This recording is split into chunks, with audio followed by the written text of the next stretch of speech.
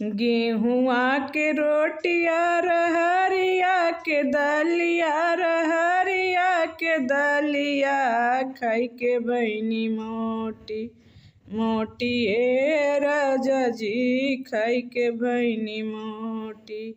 ससुरा में आईनी बड़ा दुख पवनी बड़ा दुख पवनी बेले के मिलल रोटी रोटी राजा जी बेले के मिलल रोटी रोटी राजा जी।